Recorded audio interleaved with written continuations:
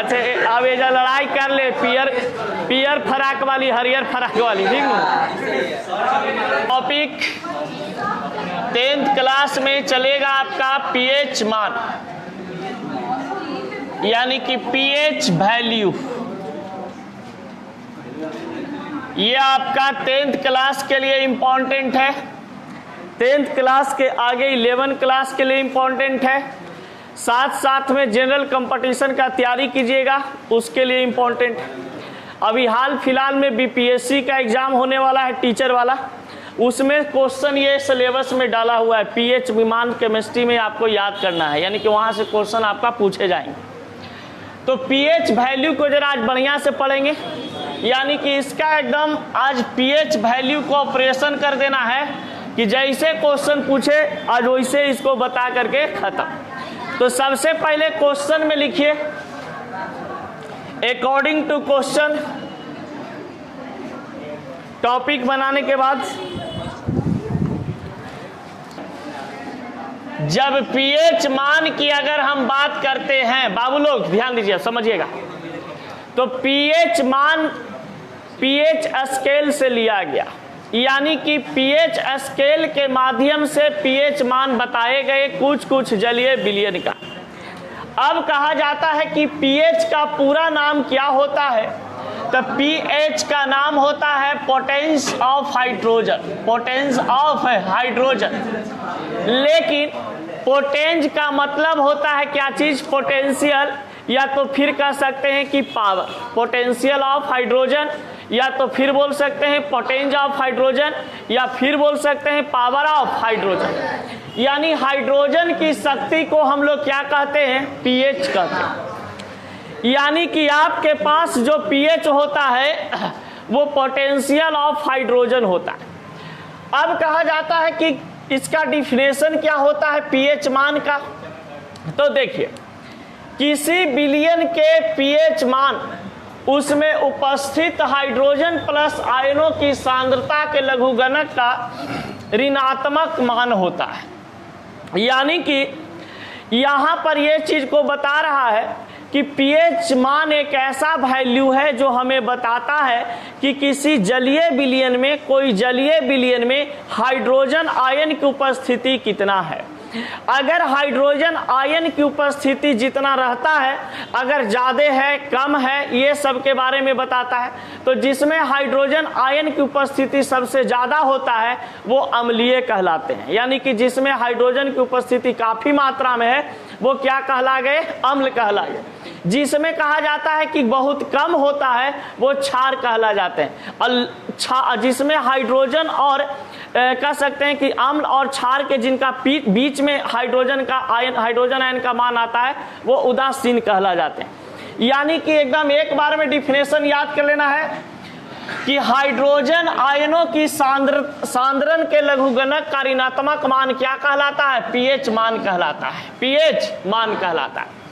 अब कहता है कि पीएच मान का सूत्र क्या होते हैं, तो ये पीएच मान का सूत्र होता है लॉग बराबर minus log concentration hydrogen plus concentration hydrogen plus. अब यहां पर कंसंट्रेशन प्लस के रूप में, यहां पर लॉग नहीं बाबू, पीएच, वही कहेंगे पीएच का फॉर्मूला पूछा, पीएच सुधार लेना जरा सा, पीएच यानी कि पीएच बराबर फॉर्मूला होता है minus log concentration hydrogen plus ion. अब इसी फॉर्म को हम लोग दूसरा फॉर्म में लिखते हैं कि लॉग यहां पर inversely proportional to hydrogen plus, यानी हाइड्रोजन प्लस इस तरीका का जो साइन दिया गया है ये एक प्रकार को सांद्रण को रिप्रेजेंट करता है, यानी कंसंट्रेशन को रिप्रेजेंट करता है। अब देखिए पीएच का पूरा नाम क्या होता है, पावर ऑफ हाइड्रोजन। अब पावर ऑफ हाइड्रोजन से आपको कोई जलीय विलयन आपका अम्लीय है कि क्षारीय है कि लवण युक्त है ये पता चलता है। अगर कोई किसी जलीय विलयन का पीएच वैल्यू आपको पता चल जाए तो आप आराम से उसका अम्लीय गुण या तो क्षारीय गुण या तो लवणीय गुण बता सकते हैं। अब देखिए कहा जाता है कि पीएच स्केल का निर्माण किस वैज्ञानिक ने किया था, जैसे जिस प्रकार से हमारे पास एक स्केल होता है जिसको हम लोग इंच वगैरह में मेजरमेंट करते हैं, तो वो इसी प्रकार से एक पीएच स्केल बनाया गया 1909 ईस्वी में, और उस बनाने वाला वैज्ञानिक का नाम क्या था? सोरेनसन। यानी कि 1909 ईस्वी में सोरेनसन नामक वैज्ञानिक ने पीएच स्केल का निर्माण किया। अब पीएच स्केल का जब निर्माण किया तो इसका उपयोग क्या चीज में करने लगे?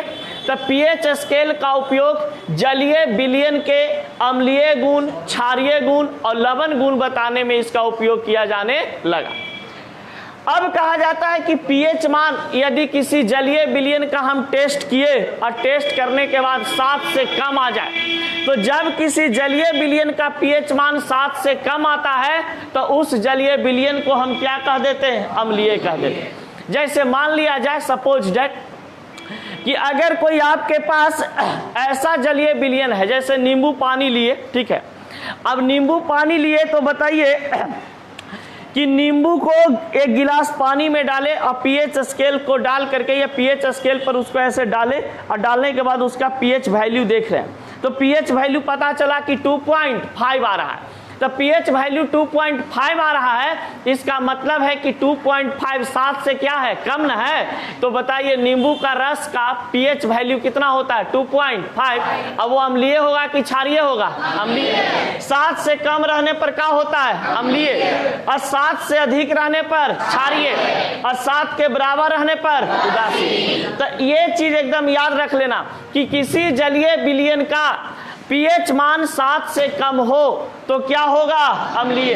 7 से अधिक होगा क्षारीय, 7 के बराबर होगा उदासीन। अब देखिए, सोरेनसन नामक जो वैज्ञानिक थे वो 1909 ईस्वी में किस प्रकार से एक पीएच स्केल का निर्माण करते हैं, तो जरा सा इसको हम लोग यहाँ पे डायग्राम के मदद से समझने का प्रयास करते हैं।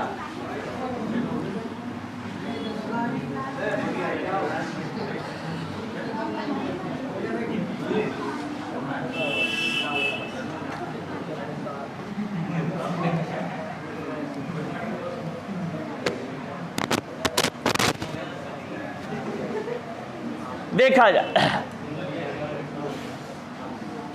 एक पीएच स्केल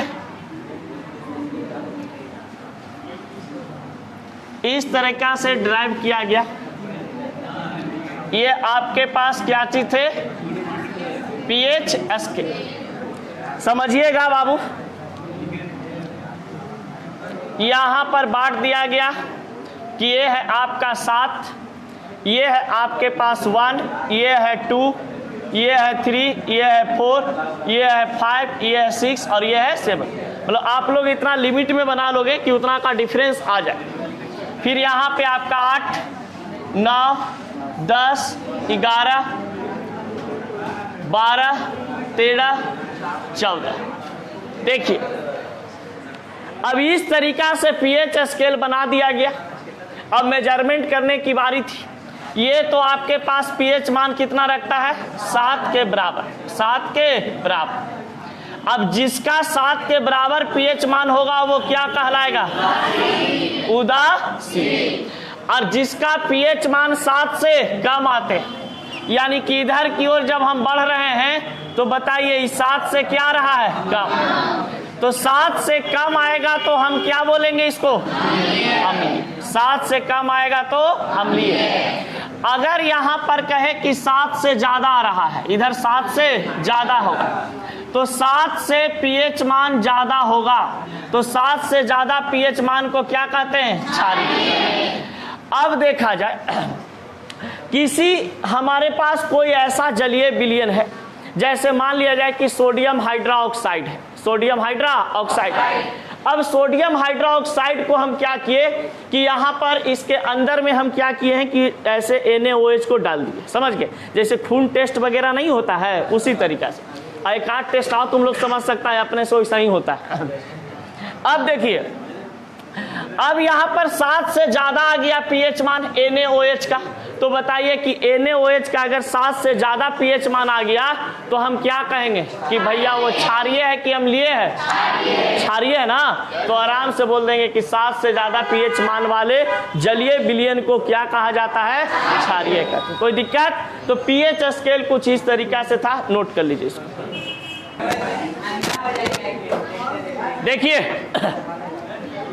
कुछ महत्वपूर्ण विलयनों का पीएच मान, यानी कि हमारे पास कहता है कुछ ऐसे हमारे पास पदार्थ हैं जिनका पीएच मान आपको बहुत ज़्यादा मतलब कि कह सकते हैं दैनिक जीवन में आप उपयोग करते हैं लेकिन आपको पता नहीं चलता। जैसे कुछ हमारे पास पदार्थ हैं उनका विलयन की अगर हम बात करें या जलीय विलयन की बात करें तो इस सब का जलीय विलयन में पीएच मान मेजरमेंट किया गया तो इतना सारा चीज आता है। अब देखिए पहला चीज इसमें आता है अमाशय रस। अमाशय रस, अमाशय रस कहने का मतलब है कि आपके अंदर पेट के अंदर में कहा जाता है कि हाइड्रोजन क्लोराइड की उपस्थिति होती है। तो पेट के अंदर में जो आपका हाइड्रोजन क्लोराइड उपस्थित होता है उसको हम हाइड्रोक्लोरिक एसिड के नाम से भी जानते हैं। तो हमारे पेट में हाइड्रोक्लोरिक एसिड उपस्थित होते हैं उसमें कहा जाता है कि अमाशय रस की उपस्थिति होती है। यानी कि हाइड्रोजन क्लोराइड को कह सकते हैं कि अमाशय रस होता है जिसका पीएच मान कितना होता है? 1.0। तो बताइए अमाशय रस का पीएच मान कितना हो जाएगा? 1.0। कोई दिक्कत? अब अमाशय रस में हाइड्रोजन क्लोराइड एक प्रकार का अम्ल है कि नहीं है ना।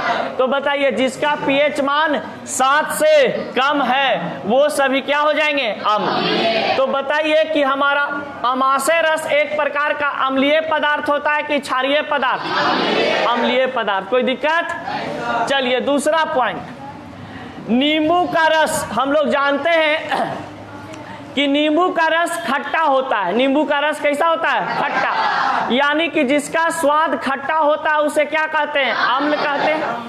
और नींबू में कौन सा अम्ल पाया जाता है? Citric acid. अब बताइए सिट्रिक एसिड जब पाए जाते हैं नींबू में तो एक प्रकार का अम्ल है ना। तो अम्ल का पीएच मान यानी कि सिट्रिक एसिड नींबू का पीएच मान कितना हो जाएगा? 2.5। अब यहाँ पर आता है सिरका। सिरका मतलब खटाई का जो रस होता है ना उसको सिरका बोलते हैं। समझ गए? खटाई का जो नहीं रस होता है जो मसाला उसाला डाल के तेल उल डाल के बनाया जाता है। अभी आम का अचार बोझाया होगा सबके घर में तब वो सिरका का पीएच मान कितना होता है? 3.0। तो सिरका का पीएच मान कितना होता है? 3.0। टमाटर रस का पीएच मान 4.1। पसीना का पीएच मान 4.5। देखिएगा अभी गर्मी के दिनों में पूरा एकदम तनी सो हवा हुआ नहीं लगता है शरीर में तो एकदम पसीना सूना शुरू हो जाता है। ललाट पर के पसीना धीरे धीरे ऐसा आएगा। समझ गया? अब मुंह में आएगा तो ऐसे अगर गलती से मान लीजिए कर दिए तो बड़ा नमकीन लगता है नहीं। यानी लेकिन कहा जाता है कि वही नमकीन चीज अगर आपको मतलब कि ढेर देरी हो जाए पसीना का और उसको अगर स्वाद में बड़ा खट्टा खट्टा महकता है कि नहीं महकता है? जैसे तुम लोग नहीं कभी टेस्ट किया ये सब? रे टेस्ट करना चाहिए, ये सब वैज्ञानिक चीज है। समझ गया?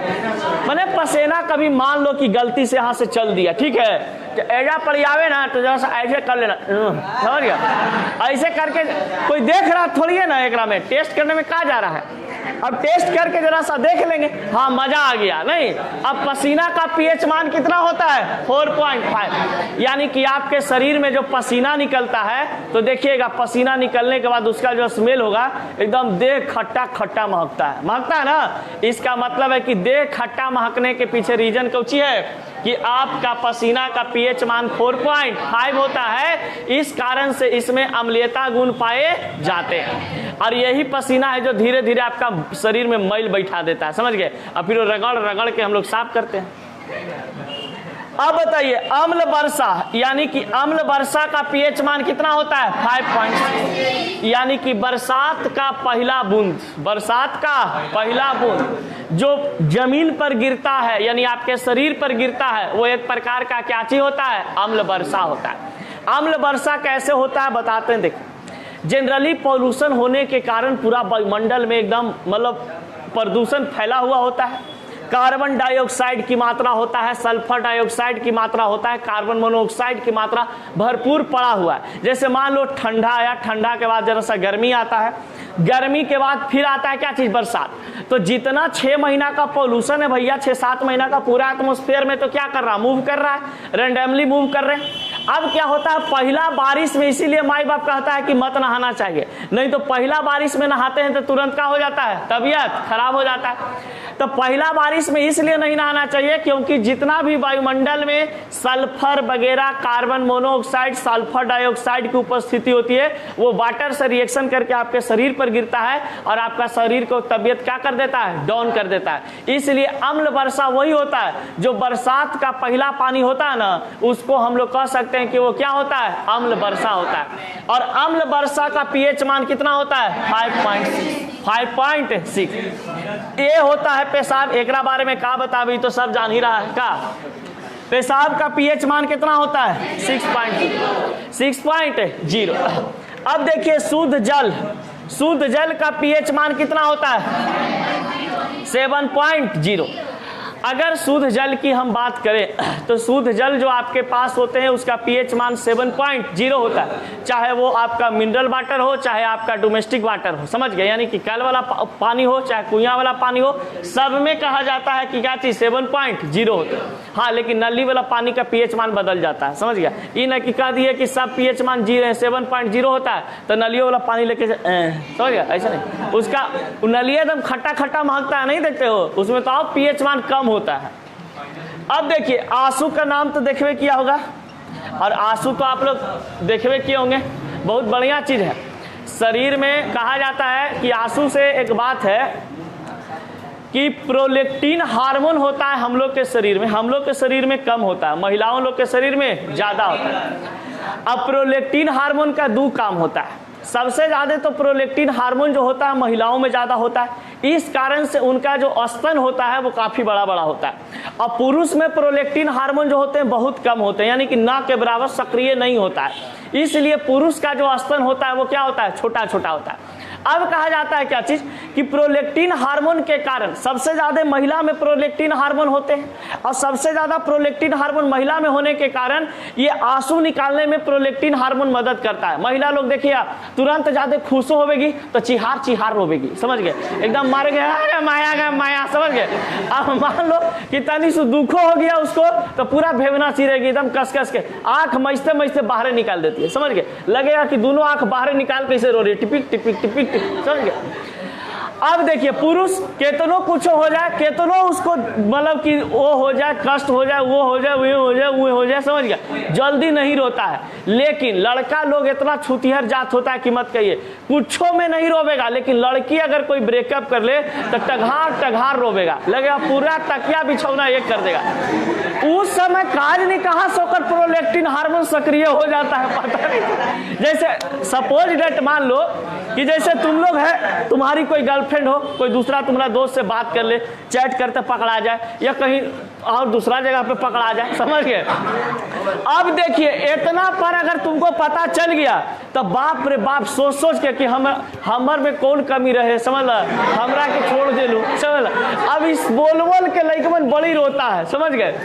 और लड़कन वही एक समय होता है जो खाली लड़किए के चक्कर में रोता है, ना तो आओ कैरियर के टेंशन नहीं लेता है, ना पूछो के टेंशन लेता है, खास करके 20 साल तक की उम्र में। 20 साल के बाद तो लड़कन के टेंशन आ ही जाता है, करो या ना टेंशन लो या मत लो, टेंशन लेना ही पड़ेगा, ना तो बाप कूट कूट के धर के लेदड़ी पचौनी एक कर देगा। तो कहा जाता है कि आंसू सबसे ज्यादा महिला में इसलिए निकलता है क्योंकि महिलाओं में प्रोलेक्टिन हार्मोन की संख्या अधिक होती है और पुरुष में प्रोलेक्टिन हार्मोन कम होते हैं। अब जिसमें ज्यादा प्रोलेक्टिन हार्मोन होगा वो कहता है प्रोलेक्टिन हार्मोन अब रो, तुमको ऐसा बोल दिया, अब रोबो, समझ गया, अब तुरंत से कुछ दिक्कत हुआ, अब रोबो, रोना शुरू कर दी, भेबना चिरना शुरू। और लड़कन में होता है सबसे ज्यादा टेस्टोस्टेरोन हार्मोन, टेस्टोस्टेरोन हार्मोन। अभी टेस्टोस्टेरोन हार्मोन कहता ना, अरे तू मर्द आदमी है रे, तू रोवेगा, समझ गया। टेस्टोस्टेरोन कहता है आदमी के, अरे तुम मर्द आदमी है तुम रोवेगा, तो तुरंत भर में कहता जे ना, ऐसे पूछ कहता हाँ बोल क्या बात हो, समझ, तुरंत चुप हो जाता है। लेकिन महिला लोग के प्रोलेक्टिन हार्मोन कहता है अगे मैया तो ऐसा बोल देता हो, आओ रो, चीरे लगता है कस कस।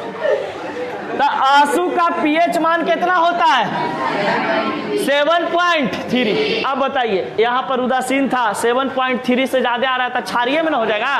तो आंसू आपका क्या होता है, क्षारीय होता है। आंख में आंसू जब आता है तो कहा जाता है शरीर का दो पार्ट है, एक प्राइवेट पार्ट होता है और एक होता है आपका ये वाला, समझ गए। तो प्राइवेट पार्ट तो हम लोग साफ नहीं कर सकते हैं और इसको आंख को साफ नहीं कर सकते हैं, ये अपने आप ये दोनों क्या होते रहते हैं, साफ होते रहते हैं। यानी कहने का मतलब कि प्राइवेट पार्ट और आंख शरीर में ऐसा दो पार्ट है कि इसको साफ करने की जरूरत नहीं पड़ती है। लेकिन अगर मान लो कि जब मैल बैठा रहती है अपने हट जाएगा, नहीं, इसको धर के रगड़ना पड़ेगा तब हटेगा। तो ये सब चीज में अपने आप क्या हो जाता है, साफ हो जाता है। साल भर में कम से कम महिला लोग रोती है 75 बार, समझ गया, 75 बार, समझ गए। कम से कम एक साल में 75 बार रोएगी, समझ गए। अब नहीं वो बात कर रहे हैं। और कम से कम अगर पुरुष की बात किया जाए तो ज्यादा से ज्यादा पुरुष रोता है 6 से 7 बार एक साल में, समझ गया। लेकिन महिला लोग रोती है कितना बार, 75 बार। एक मतलब कि हॉलैंड के एक वैज्ञानिक थे, इस बात को बताए थे, आंसू पर वो अध्ययन कर रहे थे, उसी समय इस बात को बताए। जल देखे होंगे खैनिया के दुकान पे चूना रख ले रहता है और चूना में पानी डाले रहता है। उस जल को अगर हम पीएच स्केल पर डाल के देखेंगे तो पता चलेगा कि चूना जल का पीएच मान कितना आ रहा है, 11.0। तो 11.0 जो होता है आपके पास वो चूना जल का पीएच मान होता है। कोई दिक्कत यहाँ पर? अब देखिए दूध आता है, कौन चीज, दूध। दूध इसी सबन के क्रम में आता है, यानी कि दूध अम्लीय स्वभाव के होते हैं। दूध में कौन सा अम्ल पाया जाता है, लैक्टिक एसिड। दूध में कौन सा अम्ल, लैक्टिक एसिड। और दही में भी कौन सा, लैक्टिक एसिड। अगर गलती से तुम लोग को एक बार दही दिखा दिया जाए माइक्रोस्कोप से तो लड़का लोग तो जरा सा होता है दिल के मजबूत आदमी तो ये लोग बरियरियो खा लेगा कि सांप बिछा खा लेते हैं, तो इतनी को कीड़े हैं, ठीक ना। लेकिन गलती से अगर तुम लोग देख लो दही में माइक्रोस्कोप से दही को तो पता चलेगा एकदम खदर बदर कीड़ा चलते रहता है, समझ गए। और लगेगा कि उसको कैसे रोटी में इसे डाल के खाते हैं, समझ गए। भात उत में खाओगे इसे, भात में सान के अगर देख लिया गया थी दही को तो लगेगा कि कीड़ा खा रहे हैं भात साथ है, उसमें एकदम पतला पतला। या तो ऐसे करना, एक बार की बात है, जैसे हम दूध लिए रूम पर छोड़ दिए, भाग गए घरे, समझ गए। और घरे भाग गए, भौजी के साली करें, भैया के कोई साली आने वाली थी, तो बड़े दिन के बाद मुलाकात होने वाला था। तो हम कहिए जी आते हैं, तो गए तो वहाँ रुक गए 2-4 दिन। यहाँ से प्लान करके गए थे कि क्लास एक दिन बंद रखना है, लेकिन कहा जाता है जो भगवान के लीला वही ना हिला। अब देखिए, तो गए तो वहाँ रुक गए 5-6 दिन, आए दूधवा एकदम फट के अंदर कीड़ा चल रहा है। तब हम उसको गौर से देख रहे हैं, कहिए ओ ये तो बढ़िया एक्सपेरिमेंट एगो हो गया, जो होता है अच्छे के लिए होता है। कहिए अच्छा यही लैक्टिक एसिड में लैक्टोबैसिलस नामक वायरस है, नहीं इसको माइक्रोस्कोप से देखा जाता है, तो हमारा चश्मा लगेला के बाद दिखाई दे रहा है, समझ गए। तो लैक्टोबैसिलस वायरस होता है, इसीलिए लैक्टिक एसिड बनाता है। तो दूध में या दही में किस प्रकार का वायरस होते हैं, लैक्टोबैसिलस नामक वायरस होता है। ये सब क्वेश्चन आपको भैया कभी नहीं पीछा छोड़ने वाला है जब तक आप नौकरी नहीं ले लेते हैं, क्योंकि डायरेक्ट क्वेश्चन ये सब पूछता है कि दूध में कौन सा वायरस की उपस्थिति होती है, लैक्टोबैसिलस। दूध में कौन सा एसिड पाया जाता है, लैक्टिक एसिड। दूध का पीएच मान कितना होता है, 6.5। दूध अम्लीय क्यों होता है, तो दूध अम्लीय इसलिए होता है कि उसका पीएच मान 6.5 होता है, समझ गए। यानी 7 से 0.5 कम होता है। कोई दिक्कत यहाँ तक, किसी प्रकार के गड़बड़ी समस्या कौची?